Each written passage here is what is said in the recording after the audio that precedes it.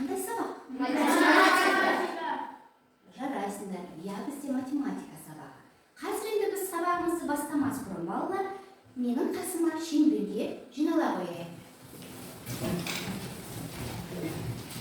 Шаттық шеңберіне тұрайық.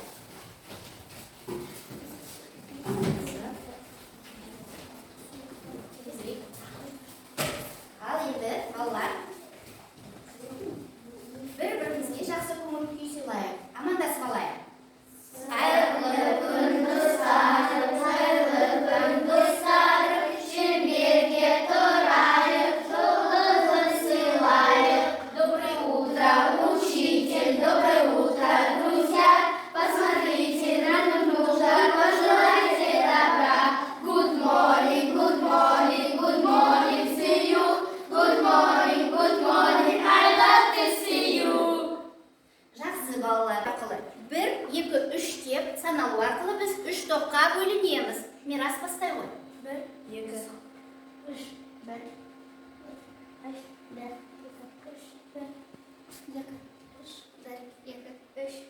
1, 3. Өте жақсы балалар. Енді әрқайсың өз сандарың бойынша балалар. 1 деген саны бар балалар мына топқа, 1-ші топқа барасыздар. 2 деген санды 2-ші топ мында келеді. Ал 3-ші топ 3 деген санның оқушылары ана топқа барамыз. Ал әрқайсың өздерінің дәптерлерін алып, өз топтарына бара қойыңдар. Бәріміз тақтаға қарайық.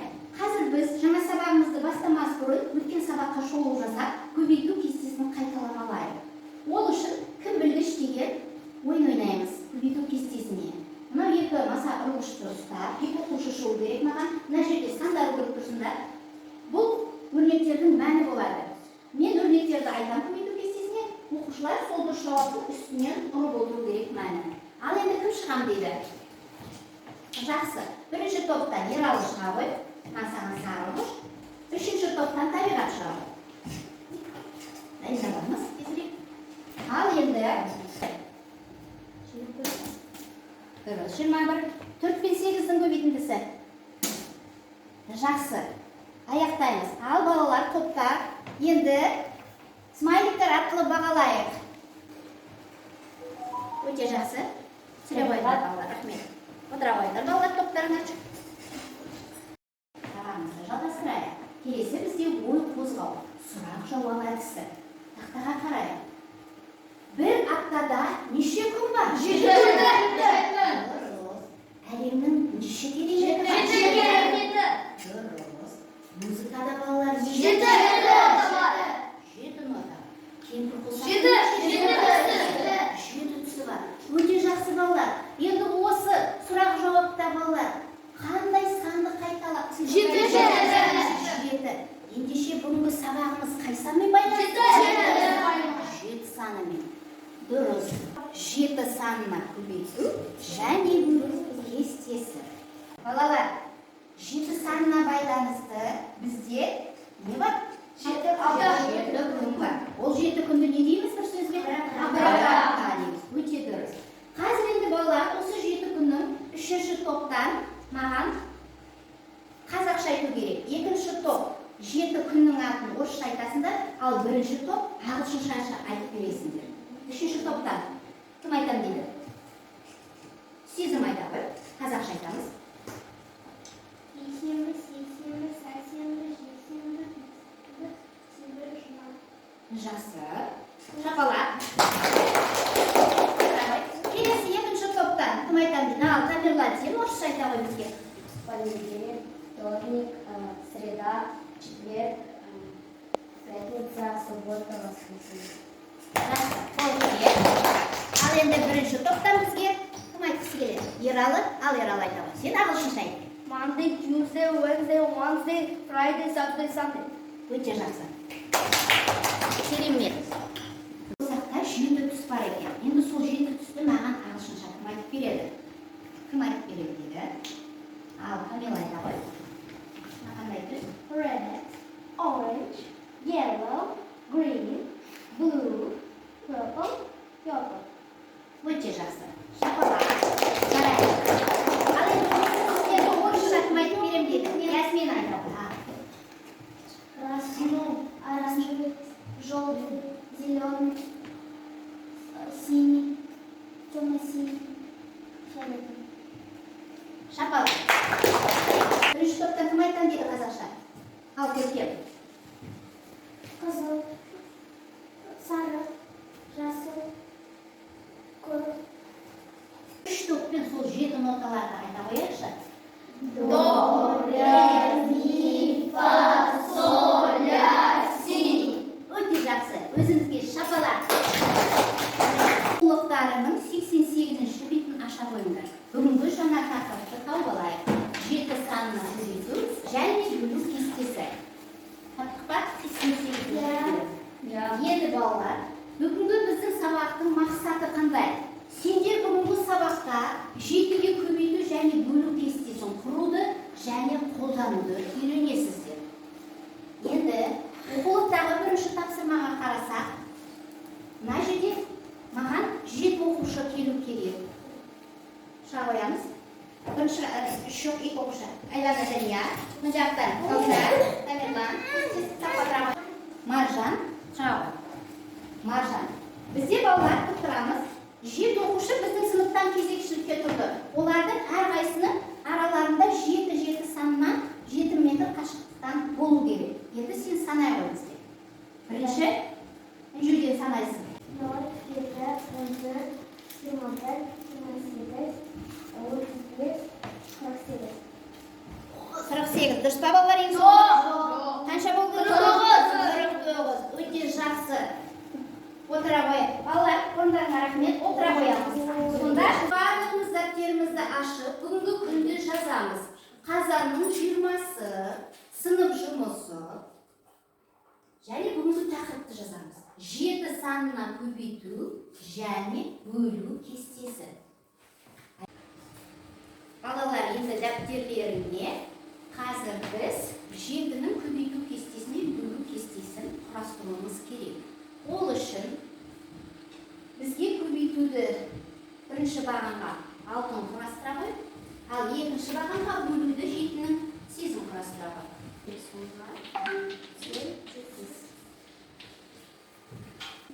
Келесі, 8. Бізде келесі тапсырма топтық жұмыс болады. Оқулықтағы 3-ші есепті сендер мынадай парақшаларға топтар орындайсыңдар. Нөмір 3-ші есепке қарайық, балалар. А пунктін бірінші топ сендер шығарасыңдар. Бұл жерде сендер кесте бойынша есептер құрастырасыңдар, оларды шығарасыңдар. Мына жерде 4 кесте берілген балалар. Сендер оның екеуін, біріншісін, екіншісін ғана шығарыңдар. Үшінші, төртіншісі қажет емес. Келесі, екінші топ сендер А пунктін шығарасыңдар. Мына жерде алмұрт пен алманы массаларын тауып, есепті өздерін құрастырып шығарасыңдар. Келесі, бұл пункті есептің қысқаша шарты жазылуын сендер сандармен, мына жердегі сандармен толықтырып, өздерін шығарасыңдар алдағы парақтарымен. Бұл топтық жұмыс.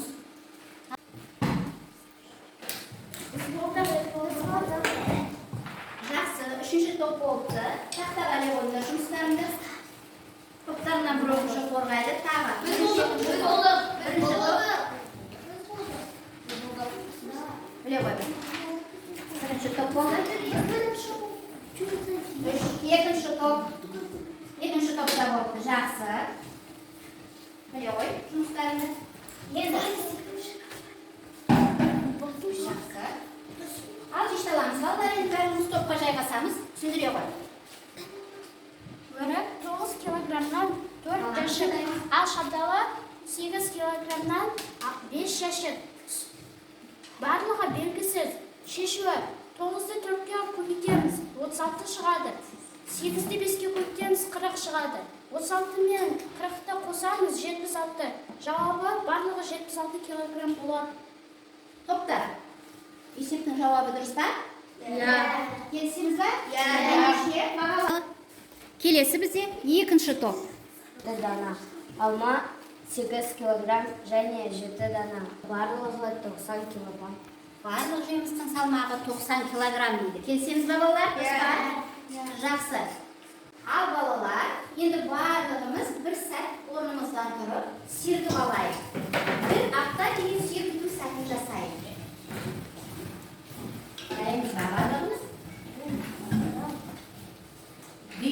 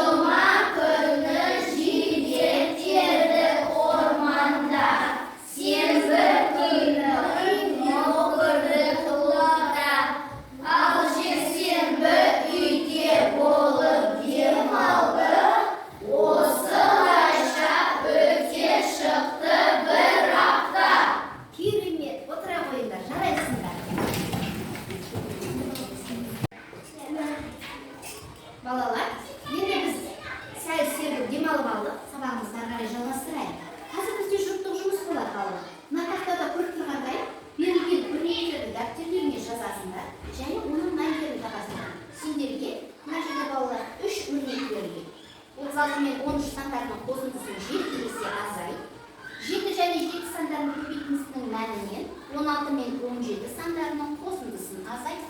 Ең соңғы және 70 және 28 сандарының айырмасын 7 есе кеміт деген. Жақсы.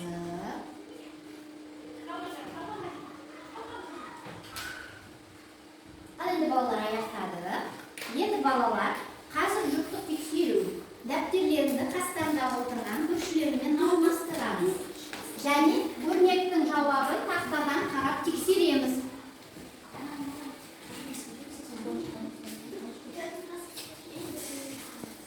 Өздерінің жауаптарында тақтадан тексере қойыңдар бір-бірлерінің жауаптарында. Дұрыс жауап тақтада.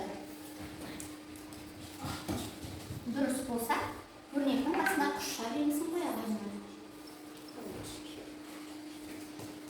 Мұқият тексеріп шығамыз. Қателері болса, тақтадағы өрнектерге қарап дұрыстаңдар. Қосша есептеу ойынын ойнаймыз. Бұл жерде тезірек есептеу керек, көбейту кестесін білу керек. Қазір бізге Кәусар өзінің білімін көрсетеді. Бәріміз тақтаға қарайық.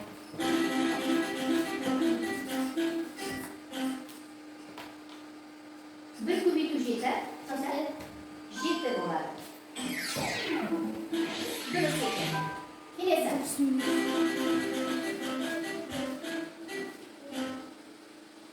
28 бөлу 7, Кәусар. Тең болады.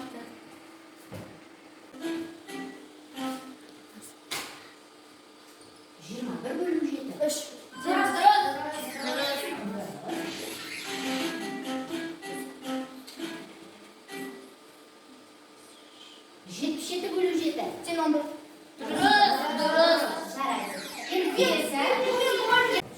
Жарайсыңдар балалар. Енді барлықтарын күнделіктерді аша қойыңдар. Үй жұмысын жазамыз. Тақтада үй жұмысына назар салсаңыздар. Нөмір 8-ші есеп 90-шы бетте берілген өрнектердің мәнін есептеп, жауабын сандықтан тауып аласыңдар. Бұл үй жұмысы күнделіктеріне жаза қойыңдар. Енді балалар қазір ұялы телефондарыңды алып, бүгінгі сабаққа кері байланыс жасаймыз. Сендерге бүгінгі сабақ ұнады ма? Сабақта не үйрендіңдер, не білдіңдер соны SMS арқылы кері байланыс жібереміз. Ұялы телефондарың арқылы.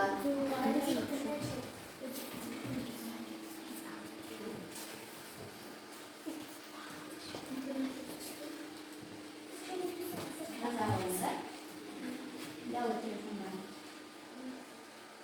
Жарайсыңдар.